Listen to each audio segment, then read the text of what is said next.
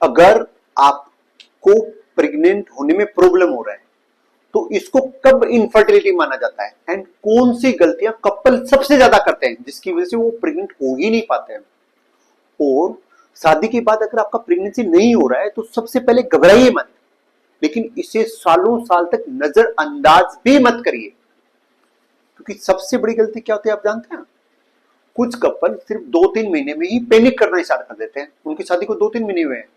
और कुछ लोग जो दूसरे टाइप के लोग होते हैं 4-5 साल तक बिना किसी जांच के इंतजार करते रहते हैं, उनको लगता है आएगा प्रेगनेंसी, इस महीने आएगा, इस महीने आएगा, इस महीने आएगा।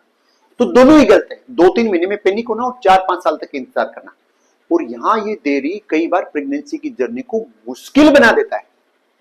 ध्यान से समझिए, आज जो मैं आपको बताने वाला हूं कि आखिर इनफर्टिलिटी कब माना जाता है, कब हम डायग्नोसिस कर देंगे कि आपको इनफर्टिलिटी है, आपको कब डॉक्टर से मिलना चाहिए, कौन कौन से कारण हो सकते हैं, और कब आपको बिल्कुल भी इंतजार नहीं करना चाहिए और कब आपको बिल्कुल भी टेंशन का रिक्वायरमेंट नहीं है।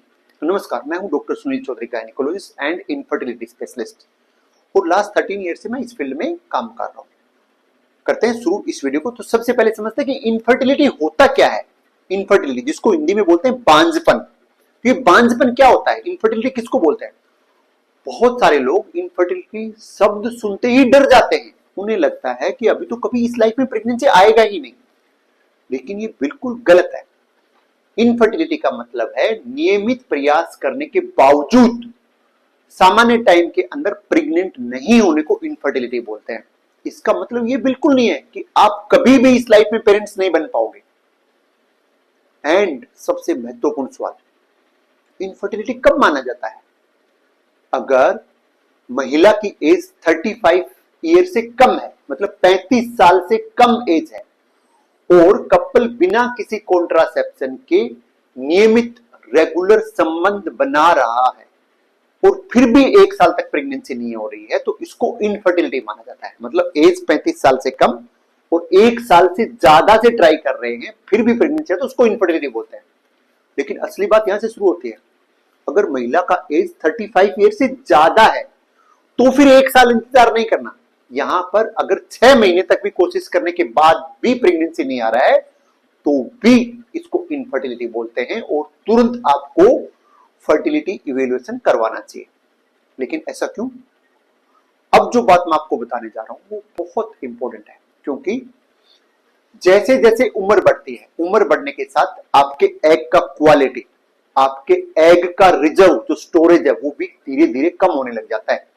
और फर्टिलिटी में सबसे कीमती चीज क्या है पता है? वो है टाइम। अगर टाइम निकल गया तो वो वापस नहीं आएगा कभी भी। तो हमें प्लेटफॉर्म पे कब पहुंचना है? जब वहां पर ट्रेन खड़ी हुई। प्लेटफॉर्म पे तब पहुंचने का कोई फायदा नहीं होगा जब ट्रेन ऑलरेडी निकल जाएगी, तब आप ऑलरेडी लेट हो चुके होंगे, आपके स्पर्म काउंट कम हो गए होंगे, अंडों का क्वालिटी नहीं बचा होगा। तो हर महीने आपको ध्यान देना है, और अभी जो मैं पॉइंट बता रहा हूं वो हर कपल को पता होना चाहिए। पूरे तरीके से स्वस्थ कपल जो हेल्दी कपल है में भी हर महीने प्रेग्नेंट होने की संभावना 10 से 15% ही होती है।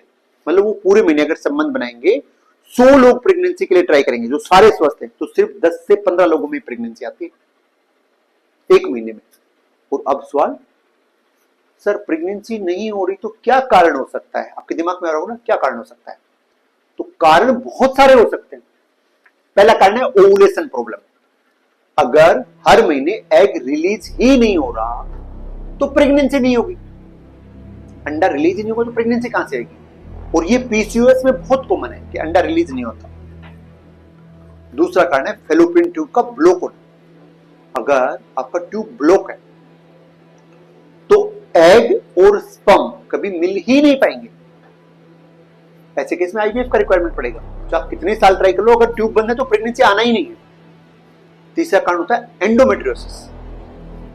इस बीमारी में, मतलब एंडोमेट्रियोसिस में, आपके शरीर के अंदर सूजन आने लग जाता है और सारी चीजें आपस में चिपकना स्टार्ट कर देती हैं, जिनको एडिशंस बोलते हैं, और ये फर्टिलिटी को बहुत प्रभावित करता है। एंड चौथा मोस्ट इंपोर्टेंट कारण, मेल फैक्टर इनफर्टिलिटी। यहां सबसे बड़ी गलती लोग पता है क्या करते हैं? वो सिर्फ फीमेल की जांच करवाते रहते हैं, वाइफ की जांच करवाते रहते हैं, ये करा लिया, 5 जगह से ओपिनियन ले लिया। लेकिन आपको पता है 40% केस में, 40% मामलों में पुरुषों में कमी होती है, हस्बैंड में कमी होती है, उसके सीमेन पैरामीटर में कमी होती है। तो इसलिए हस्बैंड का जांच भी जरूर कराएं और ये वीडियो जरूर शेयर करें अपने हस्बैंड के साथ। और जो अभी मैं आपको बताने वाला हूँ वो बहुत इंपॉर्टेंट है। इनफर्टिलिटी सिर्फ फीमेल का प्रॉब्लम नहीं है, ये कपल का प्रॉब्लम है, ये हस्बैंड वाइफ का प्रॉब्लम है। इसलिए जो टेस्ट कराते हैं वो भी कपल के होने चाहिए, ना कि सिर्फ वाइफ के या सिर्फ हस्बैंड के। और किन परिस्थितियों में आपको बिल्कुल इंतजार नहीं करना चाहिए। अगर जो अभी मैं आपको समस्या बता रहा हूं, आपको इनमें से कोई भी समस्या है तो आपको तुरंत डॉक्टर से मिलना चाहिए। पहला, अगर आपके पीरियड इरेगुलर है।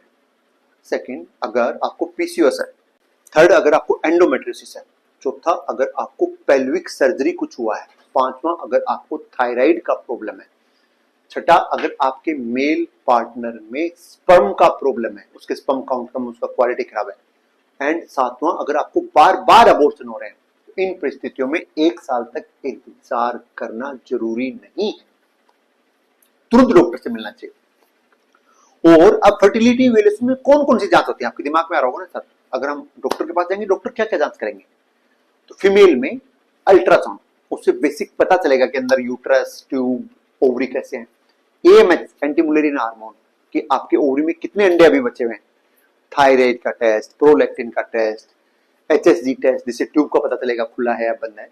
और हस्बैंड लोगों में सीमन एनालिसिस, मतलब कितने स्पर्म है, उनके अंदर कोई इंफेक्शन है या नहीं। ये बेसिक टेस्ट है, लेकिन और क्या टेस्ट करना है वो डिपेंड करता है, वो हर पेशेंट अलग अलग होता है, तो उसकी हिस्ट्री के हिसाब से डिपेंड करता है कि कौन से टेस्ट क्या करवाना है।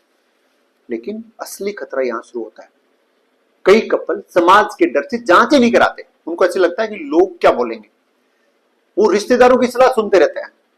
कोई कहता है टेंशन मतलब हो जाएगा, कोई कहता है घूमने चले जाओ, प्रेगनेंसी आ जाएगा, कोई कहता है कुछ मत करो अपने आप ही आ जाएगा, भगवान ने जब लिखा है तब प्रेगनेंसी आएगा, कोई कुछ नहीं कर सकता। लेकिन अगर मान लो कोई मेडिकल प्रॉब्लम है तो इसका इलाज करोगे तभी तो वो ठीक होगा ना, उसके बिना कैसे ठीक होगा। अगर आपको थायराइड नहीं काम कर रहा तो आपको इलाज करना पड़ेगा। तो एक बहुत महत्वपूर्ण बात, क्या इनफर्टिलिटी का मतलब आईवीएफ है, टेस्ट ट्यूब बेबी है? बिल्कुल नहीं, ये सबसे बड़ा झूठ है, सबसे बड़ा मिथ है। बहुत सारे कपल सिर्फ लाइफस्टाइल सुधार कर ही प्रेगनेंसी प्राप्त कर लेते हैं। कुछ को दवाइयों की, थोड़ी बहुत दवाइयों की जरूरत पड़ती है। कुछ पेशेंट को आईयूआई, इंट्रायूटेराइन इंसेमिनेशन की रिक्वायरमेंट पड़ सकती है, और कुछ लोगों को आईवीएफ का भी रिक्वायरमेंट पड़ सकता है। हर व्यक्ति का, हर कपल का इलाज अलग अलग होता है। और अब जो बात मैं आपको बताने वाला हूं वो हर कपल को बताना चाहिए। इन 5 गलतियों से आपको बचना चाहिए। जो मैं अभी बता रहा हूं 5 गलतियां बताऊंगा, ये गलती इनसे आपको बचना है। पहला, प्रेगनेंसी प्लानिंग को सालों साल तक टालना नहीं है, लेट नहीं करना, प्लेटफॉर्म पे तब पहुंचना जब वहां पे ट्रेन खड़ी हुई। सेकंड, सिर्फ महिला की जांच करवाना, गलत बात है, हस्बैंड का भी जांच करवाना चाहिए। तीसरा, इंटरनेट पर गलत जानकारी पर भरोसा करना। चौथा, डॉक्टर से देरी से मिलना, 5 साल 6 साल बाद मिलना। एंड पांचवा, स्ट्रेस में जीना, तनाव से कोई फायदा नहीं होने वाला है, उससे आपकी प्रेगनेंसी और लेट हो जाएगी। तो याद रखिए, इनफर्टिलिटी कोई लाइफ सेंटेंस नहीं है, ये सिर्फ एक मेडिकल कंडीशन है। जैसे सर्दी, खांसी, जुकाम, बुखार है, वैसे ही इनफर्टिलिटी है, जिसका कारण ढूंढना है और उस कारण का इलाज करना है। आज की मेडिकल साइंस में ज्यादातर कपल के लिए पेरेंटहुड का रास्ता मौजूद है, इसलिए उम्मीद बिल्कुल मत छोड़िए। लेकिन टाइम भी वेस्ट मत करिए, टाइम बर्बाद मत करिए, क्योंकि फर्टिलिटी में सबसे कीमती चीज कोई है, सबसे कीमती अगर कोई मेडिसिन है तो वो है टाइम। टाइम से इंपोर्टेंट कुछ भी नहीं है। तो अगर आपको ये जानकारी उपयोगी लगी हो तो आप इस वीडियो को लाइक कर सकते हैं, मेरे चैनल को सब्सक्राइब कर सकते हैं, एंड बेल बटन पे जाके ऑल पे क्लिक कर सकते हैं, ताकि ऐसी कोई भी यूजफुल इंफॉर्मेशन आपसे मिस ना हो। और अगर आपको ये वीडियो अच्छा लगा हो तो ये वीडियो अपने दोस्तों के साथ जरूर शेयर करें जो बेबी प्लान कर रहे हैं। अगर ये वीडियो आप यहां तक देख रहे हो तो आपको दिल से धन्यवाद। मिलते हैं नेक्स्ट वीडियो।